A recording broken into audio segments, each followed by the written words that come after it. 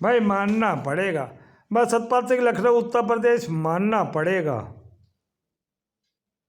मोदी में बात है, 24 घंटे काम करता आजकल। जब से राम लल्ला के मंदिर की बात आई है तब से 24 घंटे काम कर रहा है। वो दिन में रह लिया, रात में वो जमीन में सोता है। पता नहीं वो दिन में भी सोता है कि रात में सोता है, कपा नहीं, पता नहीं। मगर ये बात नहीं समझ में आई, जब 11 दिन का अनुष्ठान चल रहा है उसमें रैली कैसे हो रही है? तो राम एक छलावा ही तो है इसके लिए। राम इसके लिए रोजगारी तो है, राम इसके लिए राजनीतिक तो ही है, राम इसके लिए प्रचार प्रसार ही तो है, राम इसके लिए प्रोपोगंडा ही तो है। ये बात नहीं समझ में आ रही भाई। हम तो सोचे थे 1-2 घंटा बेचारा सो लेता होगा।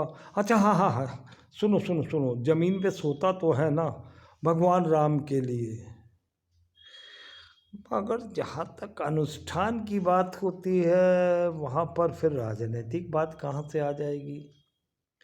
एक तरफ रैली, मतलब ये तो करबट वाली बात हो गई कि 24 घंटे काम, 18 घंटे नहीं 24 घंटे काम करेगा, जमीन में भगवान राम के लिए लेटेगा और सत्ता के लिए रैलियां करेगा। अब मुझे मालूम नहीं था इतना कमीना है ये। राम का तो इसके लिए पाखंड है ना, राम के नाम से सत्ता में आएगा ये, इसलिए जमीन में लेटेगा। मगर जो रैलियां करेगा ना, जो वहाँ पर मकान बांटेगा, आवास बांटेगा, वहाँ पर फिर रोएगा भी। मैं होता तो मुझे भी मकान मिल जाता ऐसा सुंदर। अरे ये दुष्ट पापी किसको बैठा रखा है हमने देश में? जनता के पैसों से, सरकार के खजाने से ये जनता को मकान आवंटित कर रहा है, वहाँ भी मनुष्यत डाल रहा है।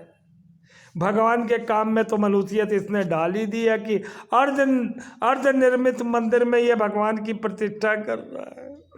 अब तो मुझे रोना आ रहा है, मैं रो लूं थोड़ी देर।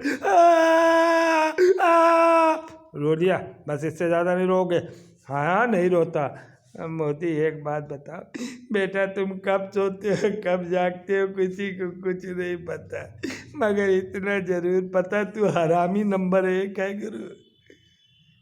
सत्ता के लिए रैली और रोना, और भगवान राम के लिए तुझे जमीन पर सोना। अरे निर्लज्ज दुष्ट पापी, तू कब मरेगा? आज मरेगा कि कल मरेगा? भगवान 22 से पहले तुझे कुत्ते की मौत मारे। जय हिंद, वंदे मातरम।